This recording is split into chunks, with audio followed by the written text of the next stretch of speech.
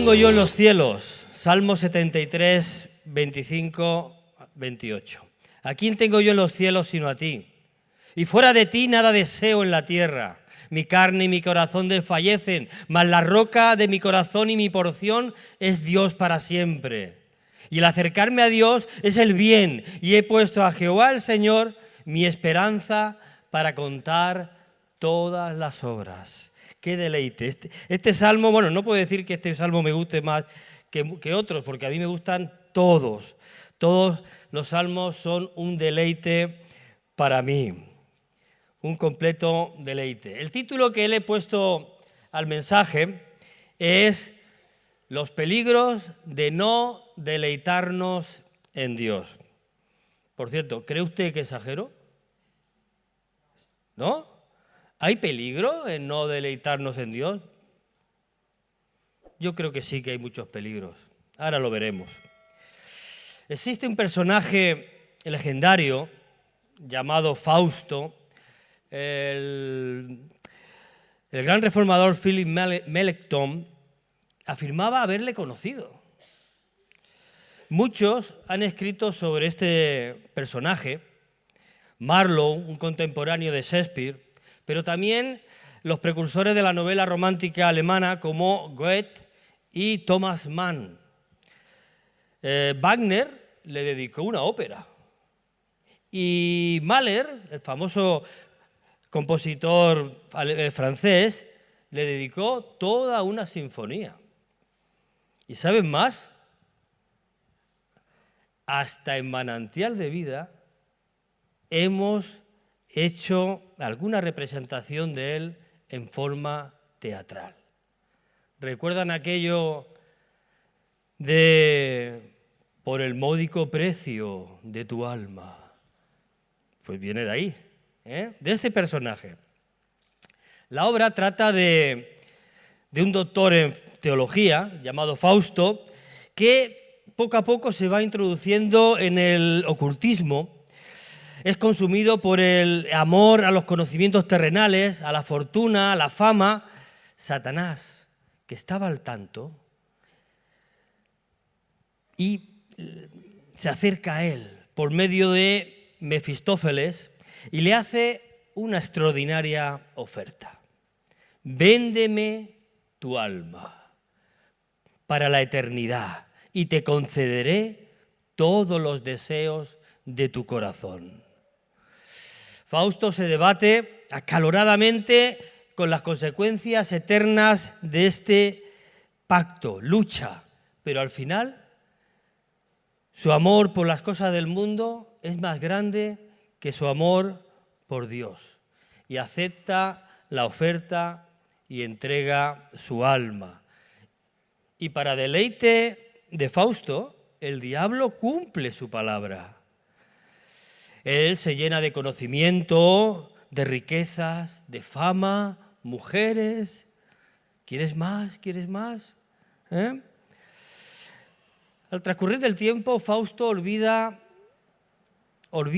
el trato,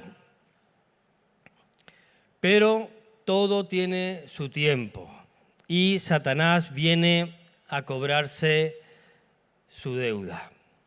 Y es ahí donde Fausto se da cuenta de que ha hecho un mal negocio, una locura.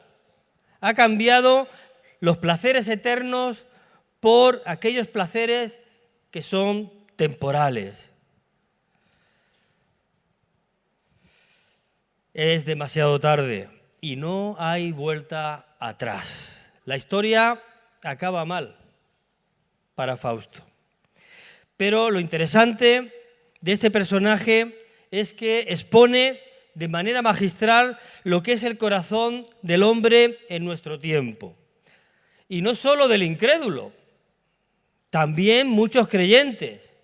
A veces, en ocasiones, estamos dispuestos en nuestro corazón a cambiar placeres eternos por aquellos que ni son plenos ni son duraderos. Y el Salmo 73 es una ilustración histórica de este síndrome espiritual. Vamos a ver cómo ataca, pero también nos da la solución de cómo combatirlo y cómo superarlo. Primeramente vamos a hacer una aproximación al texto, al Salmo. El autor de este Salmo es un levita llamado Asaf, quien fue nombrado por Dios, a través de David, por supuesto, como director de alabanza del tabernáculo. Esto lo tenemos en Primera de Crónicas 16, del 1 al 37. Además del presente Salmo, Asaf también compuso el Salmo 50 y el 83. Cuando estudiamos este pasaje, nos damos cuenta de que el salmista estaba atravesando una situación bien difícil, una situación espiritual complicada. El verso 2 lo ilustra muy bien. Dice, casi se deslizaron mis pies. Era tan grave la situación que en el verso 13 nos dice, en vano he limpiado mi corazón. El salmista estaba al borde de la apostasía. ¡Oh! Que es grave la situación. Un guía espiritual que debía de guiar al pueblo a la adoración, estaba perdido. ¿Cómo va a guiar a otros con semejante estado espiritual? Vamos a hacerle unas preguntas al texto para entender mejor la situación. Primero, ¿qué sucedió al salmista que le llevó a esta situación? Versículo 2, casi se deslizaron mis pies. Deslizarse aquí tiene que ver con la aceptación de la conducta del impío. Decir que felizmente no llegó a caer. Hermanos, el mundo nos quiere hacer ver cosas que no son normales, que no son la voluntad de Dios, como si fueran normales y como que si debieran ser aceptadas por todos. Nos quiere hacer ver que un hombre, una mujer pueden convivir como si fueran un matrimonio sin estar casados.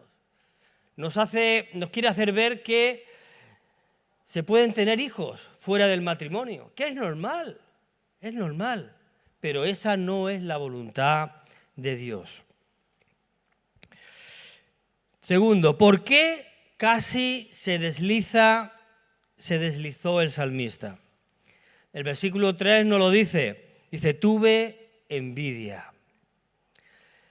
La envidia es un sentimiento de pesar o disgusto por el bien ajeno. Creer que la persona goza más, que otra persona goza más privilegios que yo, que tiene más que yo. Pero para que haya envidia, antes de la envidia ha de haber codicia. La codicia es desear de una manera desmedida algo que nuestro prójimo tiene y que yo no tengo y que considero que me es necesario para ser feliz o estar satisfecho. 3. ¿De quién tuvo envidia el salmista? El versículo 3 nos lo dice, de los arrogantes e impíos. ¿Pero qué es un impío? Bueno, si pío es un creyente, ¿no? Si pío es creyente, un impío es un no creyente. Véase, una persona que es atea en la práctica. ¿Por qué? Porque vive sin tener en cuenta a Dios en su vida. Es arrogante, pues pretende vivir de una manera autosuficiente, separado del Creador. El impío vive centrado en sí mismo, es decir, como si fuera el centro del universo. Con su forma de vida se burla de Dios. Los versículos 8 y 9 nos dicen, se mofan y hablan con maldad de hacer violencia, hablan con altanería, ponen su boca contra el cielo y su lengua pasea la tierra. ¡Qué paradoja! De estas personas tenía envidia el salmista. de a los arrogantes. Pero ¿de qué tuvo envidia el salmista? ¿Qué fue aquello que el salmista vio en ellos que deseó su corazón? ¿Qué cosa vio el salmista que entendió que era necesaria para la satisfacción de su corazón? Dice el versículo 3, viendo la prosperidad de ellos. Asaf deseó y envidió el progreso material de ellos, su vida de deleites y placeres. Asaf percibió que estos hombres alcanzan fortuna. Dice, versículo 7, pues los ojos se les saltaban de gordura y que sin ser turbados del mundo alcanzan riquezas. Percibió que estos hombres alcanzan fama, pues no son azotados por los demás hombres. Percibió que estos hombres logran con creces los antojos de su corazón. Percibió que estos hombres se burlan de Dios y aparentemente gozan de la vida. Mientras él, temeroso de Dios, es menospreciado y sufre toda clase de tentaciones. ¿Qué clase de vida es esta?, pensaría Asaf. Esta vida de sufrimiento y de poco deleite no vale la pena. Dice el versículo 13, verdaderamente en vano he limpiado mi corazón y he lavado mis manos en inocencia. Qué mal estaba este hombre, qué mal. ¿Y cuál fue el resultado de esto? Dice versículo 16, cuando pensé para saber esto fue duro trabajo para mí.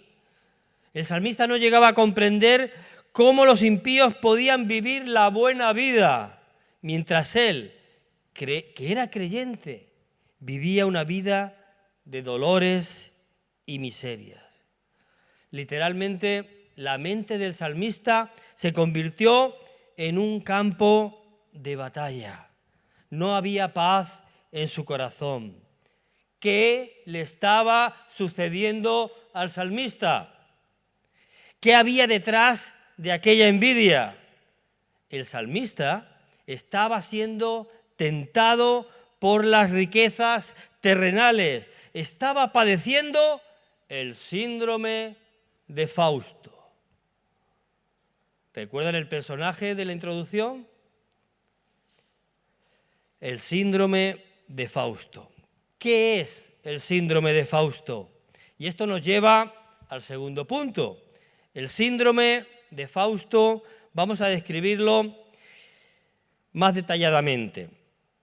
Pero claro, antes de definir lo que es el síndrome de Fausto, tendremos que saber lo que es un síndrome, ¿verdad? Los españoles que estamos aquí, quizás los más jovencitos no, pero los que ya tenemos una edad, nos recordamos del síndrome tóxico, ¿verdad? Muchas personas enfermaron y cientos murieron a consecuencia de haber consumido aceite adulterado. Esto se le llamó el síndrome tóxico. Muy bien, pues es algo parecido. La palabra síndrome es un término médico que nos indica los síntomas de una enfermedad. Y yo creo que podemos adoptar esta palabra para esta, digamos, condición espiritual o esta enfermedad espiritual, que por cierto, no necesariamente es percibida por los demás. Yo estoy completamente seguro que Asaf estaba allí, gloria, gloria, gloria, mientras su corazón estaba por los suelos. No fue percibida por los demás. Vamos a ver en qué consiste esta condición. En este momento específico de la vida de Asaf, consideró que las cosas que poseían los incrédulos mucho más atractivas que las de Dios. Las consideró tan atractivas que las llegó a codiciar y a envidiar. Dice, tuve envidia de los arrogantes, viendo la prosperidad de los impíos. En este momento sombrío de su vida, concluyó que estaba viviendo una vida de miserias, mientras se perdía de lo que realmente daba satisfacción y plena a su corazón. Vamos a definirlo bien. Dice, el síndrome de Fausto es un deseo mayor por lo temporal e incompleto, más que por aquello que es pleno y duradero. En otras palabras, es un deseo mayor por las cosas del mundo que por las cosas de Dios. Esta enfermedad sacudió al salmista, llegó a considerar que la verdadera fe era como perder el tiempo. Dice, verdaderamente en vano he limpiado mi corazón y lavado,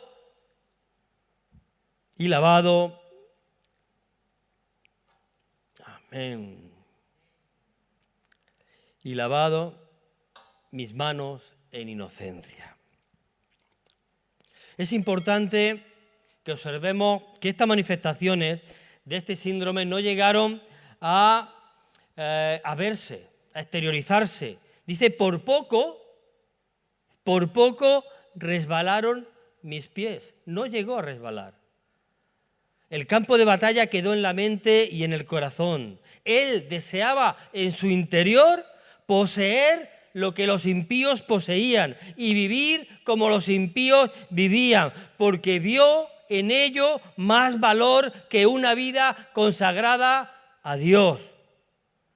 Hermano, debemos entender que esto es algo serio, porque Dios considera esto traición, adulterio espiritual. Santiago 4:4 dice, oh almas adúlteras, ¿no sabéis que la amistad del mundo es enemistad contra Dios? Cualquiera pues que quiera ser amigo del mundo se constituye enemigo de Dios. Y aquí la palabra quiera, en su versión griega, es mucho más enfática. Viene a decir, a implicar la entrega de la voluntad, la entrega absoluta. A ello se está refiriendo Santiago, a entregarse al mundo. Hermanos, es como vivir con nuestra legítima esposa, pero tener en nuestro interior un deseo profundo de estar con un amante. Eso es adulterio. Jeremías 2:13 dice que lo que más le dolió a Dios en su corazón fue ver que Israel lo había desechado a él, fuente de agua viva, y había cavado para sí cisternas rotas que no retenían agua. Baxter, eminente escritor evangélico, refiriéndose a este estado, señala 5 peligros. Primero, no respeta ningún tipo o clase de personas. Este síndrome puede afectar desde el creyente más joven hasta el líder más experimentado. Lo vemos con la vida de Asaf. Segundo, es una antesala a la apostasía, porque es hipocresía servir a Dios en mi exterior cuando en mi interior no me estoy deleitando, cuando en mi interior estoy pensando en otras cosas. Hemos estado cantando, te daré lo mejor de mi vida. ¿Es así? ¿Te daré lo mejor de mi vida? ¿Le vamos a dar lo mejor de nuestra vida? Amén. Aleluya. Así me gusta, Pastor Jonathan. Amén. Oye, está muy serio. Está muy serio. No pasa nada. Hay solución. Hay medicina. Ya le anticipo que hay una medicina para esto. Y una medicina reconstituyente, eso sí.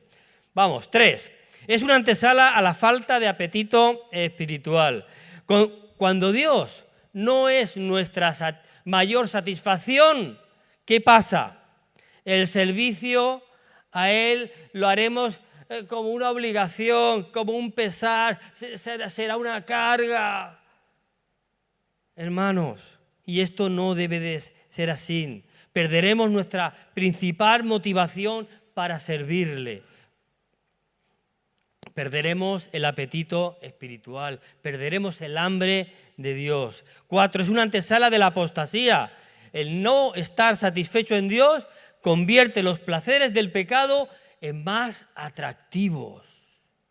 Asaf lo ilustra de una forma más clara. Dice, por poco se deslizaron mis pies. La versión de las Américas dice, mis pies estuvieron a punto de tropezar, casi resbalaron mis pasos.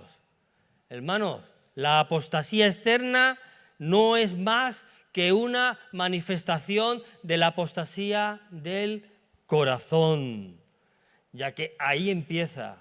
La apostasía empieza en el corazón y después tiene una manifestación exterior.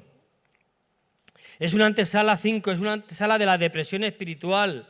El deleitarnos en Dios no garantiza que no tendremos problemas, pero sí nos garantiza que sobre todas las tribulaciones, sobre todos los problemas, somos más que vencedores, ya que ninguna de ellas puede quitar la fuente de nuestro deleite. ¿Quién es la fuente de nuestro deleite, hermanos? Dios es la fuente de nuestro deleite.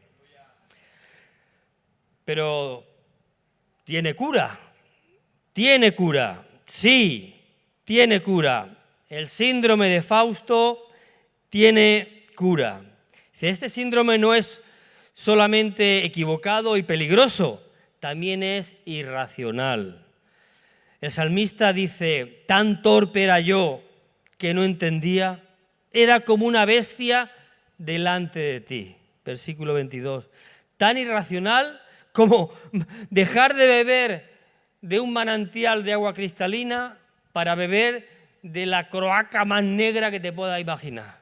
Pero hombre, si tienes el agua de la vida ahí, agua cristalina. ¿Qué era lo que Asaf no entendía de esta enfermedad espiritual? Primero, no entendía el trágico fin de estos hombres. Versículo 17. Hasta que entrando en el santuario de Dios comprendí el fin de ellos. Ese hasta nos está indicando que hasta ese momento pues no lo entendía. Ahí, cuando entra en el santuario, cuando entra en la presencia, es cuando se da cuenta de lo equivocado que estaba. Pero ¿qué comprendió el salmista? Versículo 18 y 19. De ciertamente los has puesto en deslizadero, en asolamiento los harás caer. ¿Cómo han sido asolados de repente? Perecieron, se consumieron de terrores.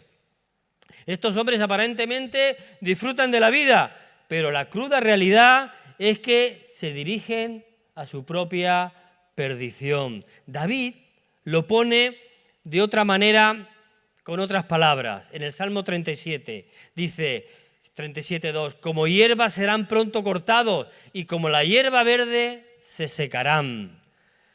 Y es que, hermanos, cuando vemos las cosas desde la perspectiva de la eternidad, cambian.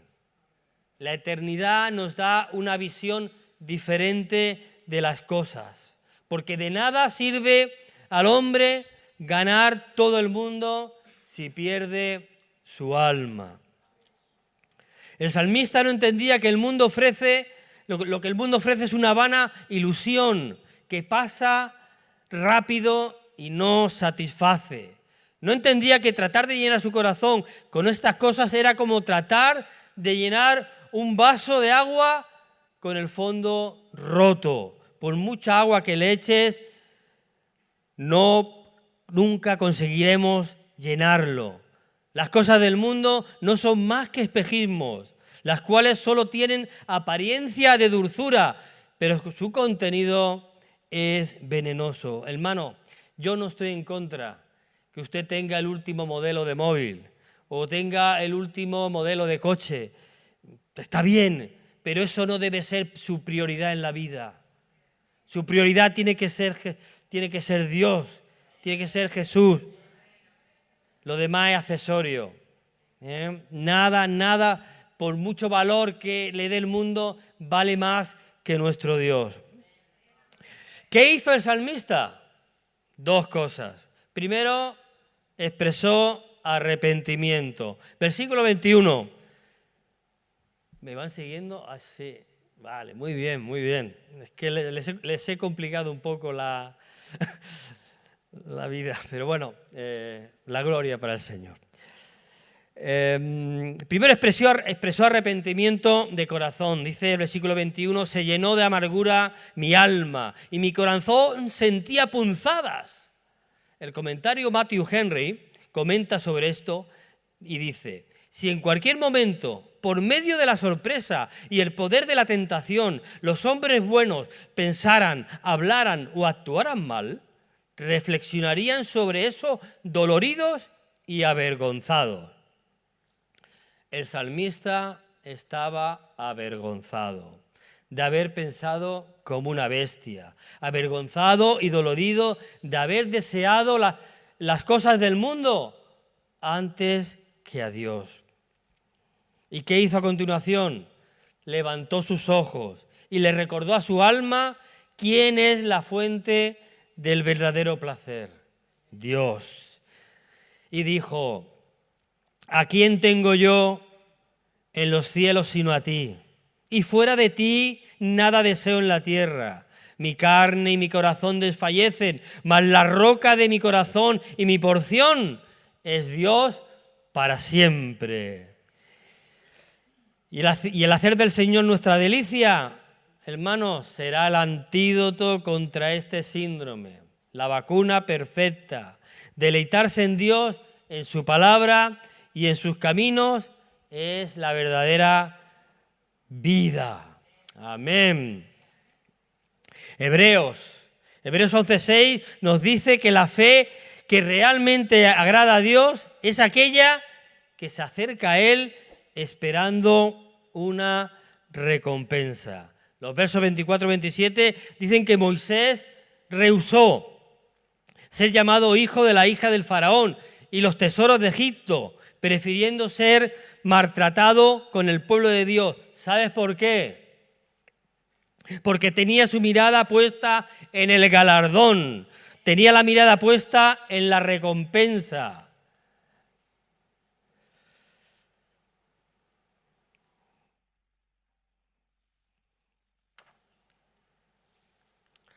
Y al comparar la recompensa que estaba mirando con las riquezas de Egipto, llegó a la conclusión que tenía mayores riquezas en el vituperio de Cristo que en los tesoros de los egipcios. ¿Sabes, hermano, cuál era ese galardón? El verso 26 dice que Moisés tenía la mirada puesta en el galardón. En el verso 27 que se sostuvo como viendo al invisible. El invisible era su galardón. Dios era su pueblo, su premio. Dios era su porción. Él tampoco quería nada fuera de Dios. Hermano, pon tus ojos en Jesús, el autor y consumador de la fe. El Salmo 37 señala lo mismo, es un extraordinario paralelismo con el 73. El verso 1 dice, no te impacientes a causa de los malignos, ni tengas envidia de los que hacen iniquidad. Dice, ¿qué debo hacer para evitar esto? El versículo 4 del mismo Salmo 37 responde, deleítate a sí mismo en Jehová, y Él te concederá las peticiones de tu corazón.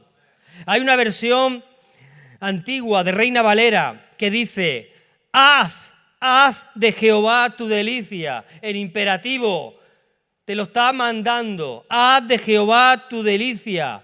En otras palabras, que solo Jehová, que solo el Señor sea la satisfacción de tu corazón. Amén.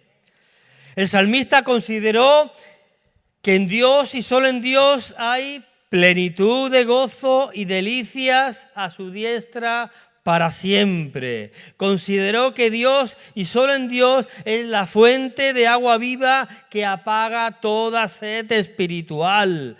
Consideró que Dios y solo en Dios es el pan de vida que sacia los anhelos más profundos del corazón. Que todo aquel que en él cree no tendrá hambre ni sed jamás. Consideró que Dios y solo Dios es la fuente de descanso que aquellos que están trabajados y cargados. Amén. Aleluya. Deleítate. Deleítate a sí mismo en Jehová. El salmista consideró la bondad de Dios. Ciertamente es bueno Dios para con Israel, para con los limpios de corazón. Y su conclusión fue esta: Señor, fuera de ti, nada deseo en la tierra. Estoy satisfecho. Tú eres para mí mi porción para siempre. Mi herencia escogida eres tú. Aleluya. Amén. Cuando nos deleitamos en Dios, hermanos, lo demás palidecerá, lo demás carecerá de valor, lo demás no vale para nada. Lo que antes era ganancia, ahora lo veremos como basura, como Pablo, como algo que no tiene valor. Aleluya. 3. El salmista esperó pacientemente en Dios.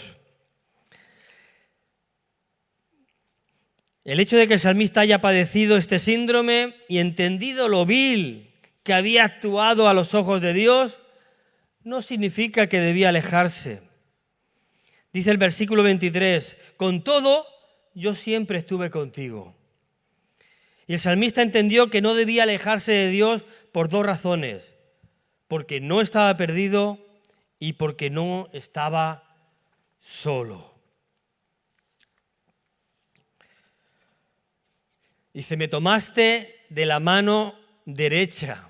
Hermano, me tomaste de la mano derecha. Aún cuando el salmista estaba perdido. Este hombre estaba perdido, aunque todos los hermanos lo veían adorar. Este hombre estaba más perdido que Carrascuca. Estaba perdido. Pero el Señor lo tenía agarrado de la mano. Y él no se daba cuenta, Dice, me tomaste de la mano derecha. Aún en ese tiempo cuando yo estaba mal, tú me sostuviste. Aunque yo fui infiel, tú fuiste fiel. Ese es nuestro Dios, hermano. Aunque tú seas infiel, Él permanece fiel. Él te espera, Él está ahí. Él te agarra de la mano derecha para que no te vayas. Dios permanece fiel. Amén. Conclusiones de este salmo. Primero, recordemos, hermano, que este síndrome comienza en el corazón. Y no pensemos que es menos pecado la apostasía del corazón que la apostasía del cuerpo, porque Dios nos quiere completos. Hijo mío, dice su palabra, hijo mío, dame tu corazón. 2. Si has percibido este síndrome en tu vida, debes buscar el perdón de Dios. Levanta tus ojos al cielo y afirma tus convicciones. Recuérdale a tu alma quién es realmente el que la satisface. Solo Cristo satisface mi corazón. Él es el lirio de los valles, la rosa del Sarón. 3. Si aún después de esto has percibido que todavía no te deleitas en Dios, aun cuando lo deseas, no reacciones alejándote de Él. Debes orar, debes esperar pacientemente, porque así lo hizo el salmista. En el Salmo 40, 1:3 nos dice: pacientemente esperé en Jehová, y Él se inclinó a mí, y oyó mi clamor, y me hizo sacar del pozo de la desesperación, del lodo cenagoso. Puso mis pies sobre peña y enderezó mis pasos. Puso luego en mi boca cántico nuevo y alabanza a nuestro Dios. Verán esto muchos y temerán y confiarán en Jehová. Pero hermano, no solamente debes orar, también debes de sumergirte en la Escritura. Allí donde Dios nos ha revelado de una forma especial su gloria, la cual satisface los anhelos más profundos de nuestro corazón. Porque sobre todas las cosas guarda tu corazón, porque de él brotan los manantiales de la vida. Alimenta tu corazón con el fresco pasto espiritual. Puede ser, hermano, que estés en esta condición, hayas orado mucho, puede que la respuesta la tengas en la mano y no te estés dando cuenta. ¿Sabes? Hubo un filósofo, Émile Caillet, filósofo francés, que estando sentado en las trincheras en la Primera Guerra Mundial y reflexionando sobre lo inapropiado que tenía, que era su visión de la vida, un día abrió su Biblia y dice que vio el cielo abierto. Y desde ese momento llamó a su Biblia el libro que me comprende. Hermano, las Escrituras te ayudarán a conocer más a Dios. Y no me refiero a un conocimiento intelectual, sino un conocimiento experimental. En la medida que conozcas más a Dios, te enamorarás más de Él. Fijaos, alguien ha dicho: es imposible conocer a Dios y no amarle, amarle y no obedecerle. Y una cosa te voy a decir, hermano, por último. El deleite en Dios no quita las aflicciones y las tentaciones de este mundo. Satanás tratará de engañarte, haciéndote creer que los deleites del pecado son mayores que el galardón celestial. Pero recuerda, el deleite en Dios hará que los placeres del pecado sean menos atractivos. Debes siempre estar preparado, alimentarte diariamente con la palabra de Dios y orar sin cesar. Esta es la mejor medicina preventiva contra el síndrome de Fausto. Orar sin cesar y alimentarte con la palabra de Dios. Aleluya. Oh, santo.